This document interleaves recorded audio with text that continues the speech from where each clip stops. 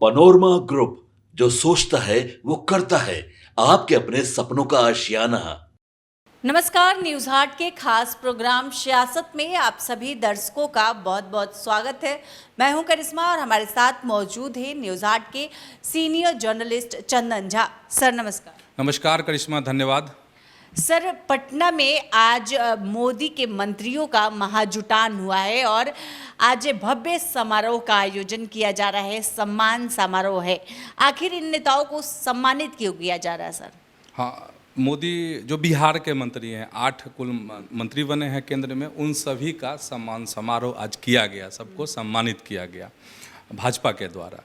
और सबसे बड़ा सवाल ये, ठीक है सम्मानित किया गया, अच्छा जब तक हम लोग चर्चा कर रहे थे तब तक 6 मंत्री उस कार्यक्रम में शामिल हो चुके थे, 2 मंत्री नहीं आए थे। इसलिए हम दर्शकों को पहले बता देते हैं कि 2 मंत्री नहीं है, जिसमें रामनाथ ठाकुर नहीं पहुंचे थे और चिराग पासवान नहीं पहुंचे थे। और अपने संबोधन में चिराग पासवान के आज पिता की जयंती, रामविलास पासवान की जयंती है, तो वो उस कार्यक्रम में व्यस्त थे, लेकिन आने वाले थे, क्योंकि अपने संबोधन में सम्राट चौधरी ने कहा है कि रामनाथ ठाकुर और चिराग पासवान भी कुछ ही देर में कार्यक्रम में शामिल होने वाले हैं। ठीक है, तो सभी मंत्रियों का ये को सम्मानित किया। आखिर क्यों इस तरह के कार्यक्रम बने, इसके 2 पहलू हैं।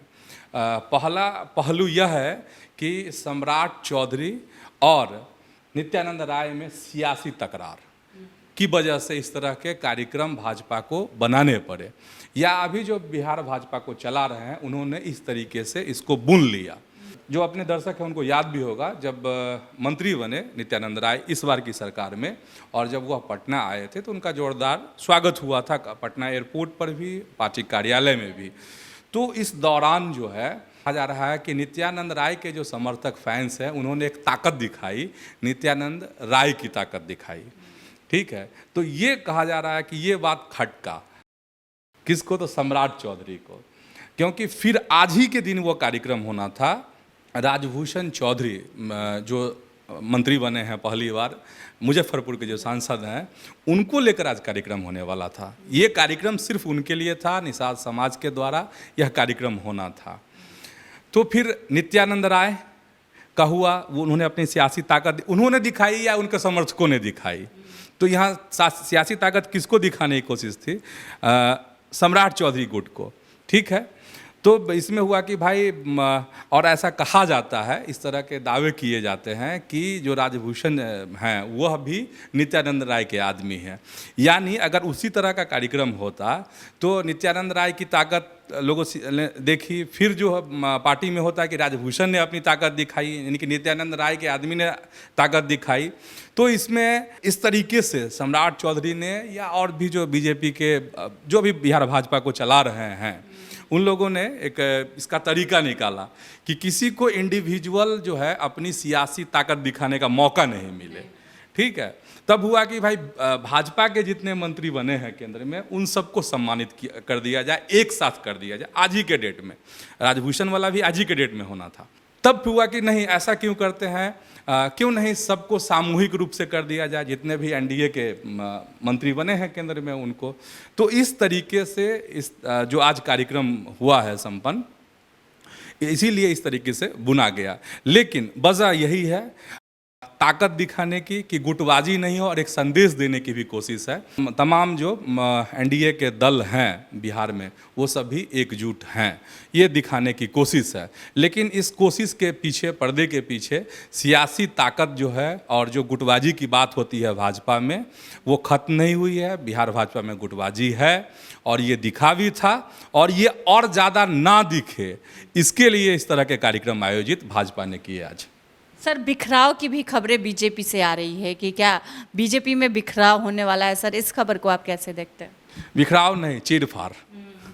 भाजपा में चीर-फाड़ की खबर आ रही है कि भाजपा में चीर-फाड़ होने वाली है। और भाजपा में चीर-फाड़ जो होने वाली है वो सिर्फ बिहार में ही नहीं होने वाला है, वह चीर-फाड़ राष्ट्रीय स्तर पे होने वाला है, कई राज्यों में होने वाला है, जिसमें उत्तर प्रदेश भी है, जिसमें राजस्थान भी है, जिसमें बिहार भी है, और जिसमें पश्चिम बंगाल भी है। ये कुछ खास राज्य हैं जहाँ पर भाजपा में चीर-फाड़ होने वाली है, और संगठन में और ऊपर में भी होने वाली है।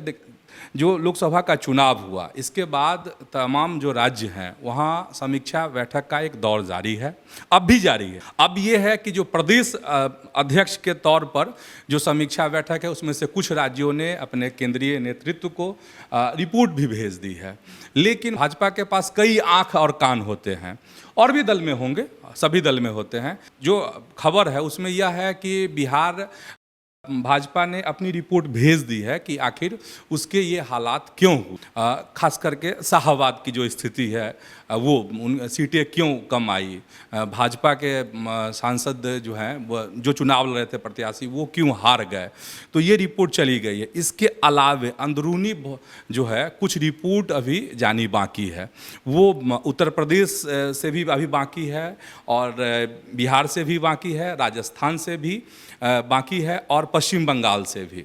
पश्चिम बंगाल को लेकर एक चिंता जाहिर की गई है कि वहाँ पर कार्यकर्ताओं की सुरक्षा जो है पार्टी नहीं कर पा रही है, क्योंकि बहुत सारे कार्यकर्ता हैं पश्चिम बंगाल में जो चुनाव नतीजे आने के बाद से कहीं और जो है अपना ठौर बना लिए हैं, मतलब अपने जान माल का नुकसान नहीं हो इसकी वजह से। तो यह बात भी पहुंची है केंद्रीय नेतृत्व तक कि पार्टी को पीछे खड़ा रहना चाहिए। एक तो ये बात हो गई, तो ये पश्चिम बंगाल के संदर्भ में है। अगर हम बिहार और उत्तर प्रदेश के संदर्भ में बात करते हैं तो उसमें 2-3 बात सामने आ रही है। एक आ रही है कि कार्यकर्ताओं को सम्मान नहीं मिल पाता है, दूसरा पहलू आ रहा है कि बाहरी नेताओं का बोलबाला हो गया है, ये हो गया है। तीसरा पहलू आ रहा है कि नौकरशाहों को कम तरजीह दी जाए, ये पहलू हो गया है। और जो सांसद हैं, जो विधायक हैं, उनसे लोगों में भी नाराज़गी है और साथ ही कार्यकर्ताओं में भी नाराज़गी है। मतलब जो पार्टी के जो कार्यकर्ता हैं, जो कैडर हैं, उनको पार्टी में तरजीह नहीं मिलती है, विधायक और एमपी जो हैं सम्मान नहीं देते हैं, उनके कार्यकर्ताओं के काम नहीं होते हैं। तो इस तरह की रिपोर्टें हैं और कुछ जो रिपोर्ट बाकी है जो आनी है, सिर्फ प्रदेश स्तर नहीं, जो दूसरे आँख और कान के माध्यम से शीर्ष नेतृत्व के पास जो रिपोर्ट जाती है, वो रिपोर्ट जब आ जाएगी तब इसका चीर फाड़ शुरू होगा। और चीर फाड़ जो शुरू होगा तो उसमें से कुछ राज्यों में, जिसमें बिहार भी अपना शामिल है, कि सरकार में भी बदलाव हो सकता है। सरकार में बदलाव का मतलब ये है कि कई मंत्री जो हैं बदल सकते हैं, ये बिहार में भी हो सकता है, ये संभव है, हो सकता है, हम बोल रहे हैं, ठीक है, बिहार में भी हो सकता है और उत्तर प्रदेश में भी होगा। तो कई मंत्री बदलेंगे, इसकी भी संभावना, राजस्थान में भी ऐसा हो सकता है। अब हम थोड़ा सा बिहार के संदर्भ में स्पेशली बता देते हैं कि बिहार में क्या होगा। बिहार में वैसे भी अभी पिछले दिन ही सम्राट चौधरी की जो मुलाकात हुई थी, जब विनोद तावड़े की मीटिंग से वो गए थे और मुख्यमंत्री ने सीएम हाउस में जो बुलाया था सम्राट चौधरी को, अश्विनी चौबे का जो बयान आया था उस दिन, और उस पर मुख्यमंत्री ने 2 बात, एक तो अपनी नाराज़गी उन्होंने जाहिर की थी इस तरह के बयान को लेकर, अश्विनी चौबे का जो बयान आया था उस पर, और दूसरी बात है कि मुख्यमंत्री ने उनसे कहा था कि आपके जो विभाग हैं, मतलब भाजपा के हिस्से जो विभाग हैं, उसमें भरने के लिए, उसको फिल करने के लिए, तो जो इस तरह के बदलाव की बात मैं कह रहा हूँ, तो हो सकता है कि कुछ नए लोगों को जिम्मेदारी मिले। जिम्मेदारी मिलने का मतलब यहाँ है कि कुछ नए लोग मंत्री बनाए जा सकते हैं बिहार में, और कुछ लोग की छटनी भी हो सकती है, हम बोल रहे हैं, ठीक है, ये हो गया। अच्छा, जब हम मंत्री बनने की बात कर रहे हैं तो एक बात याद दिलानी चाहिए अपने दर्शकों को यहाँ पे। जब लोकसभा चुनाव नज़दीक था, टिकट के बंटवारे हो रहे थे, यहाँ सरकार का गठन हुआ था, तो उस समय में साहेबगंज के जो विधायक हैं वो काफ़ी नाराज़ हुए थे। 10-12 विधायकों की अलग से मीटिंग भी हुई थी, सुर्खियों भी में खबर यह आई थी। तो ऐसे लोगों को मना, चूँकि इस बार भाजपा को लग गया है कि जो उसके विधायक हैं, जो उनके कार्यकर्ता हैं, मतलब कैडर जो हैं, उसको फोकस किया जाए। तो जो इस तरह के विधायक ने उस समय में नाराज़गी जाहिर की थी, जो मीटिंग की थी, अलग ग्रुप की एक मीटिंग हुई थी, तो ऐसे विधायकों को भी साधने की कोशिश जो है बिहार भाजपा में होगी। और इसलिए भी होगी कोशिश क्योंकि बिहार विधानसभा का चुनाव जो है अगले साल आएगा। तो इन सब चीज़ों को देखते हुए तो उन लोगों को मौका मिल सकता है।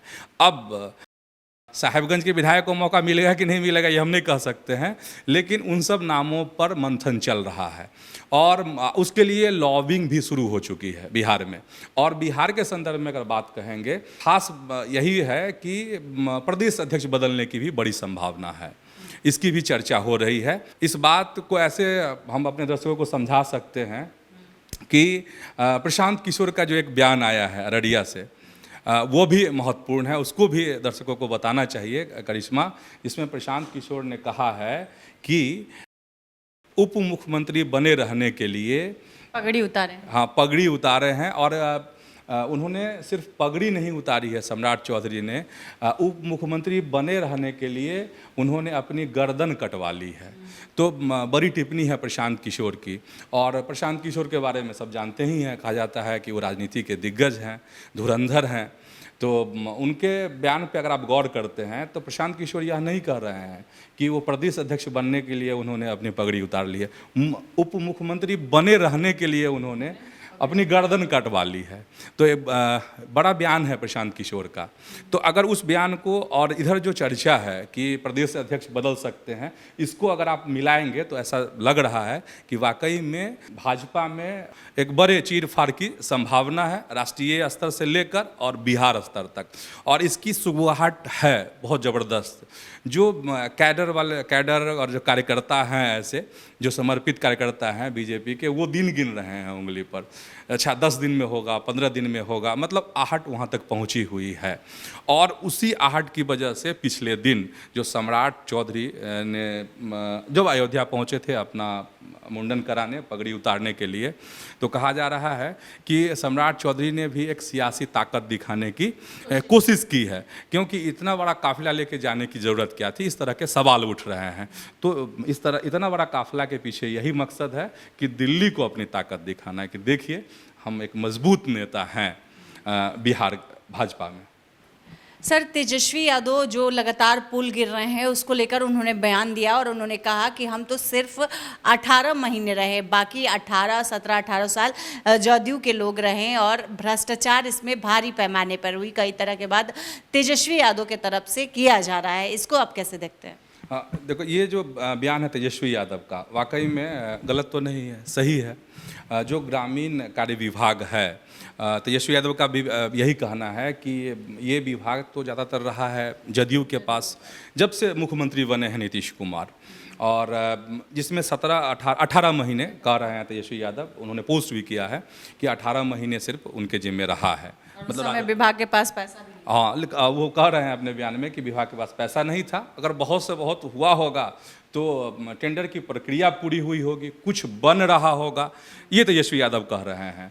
लेकिन कह रहे हैं कि जितने भी पुल ढहे हैं वो सब पहले के बने हैं। तेजस्वी यादव ने एक साथ में नीतीश कुमार पर भी निशाना साधा है, लाल सिंह पर भी प्रश्न चिन्ह खड़ा किया है, अशोक चौधरी पर भी खड़ा किया है। ग्रामीण कार्य का मतलब अभी अशोक चौधरी, उन पर भी प्रश्न खड़ा किया है।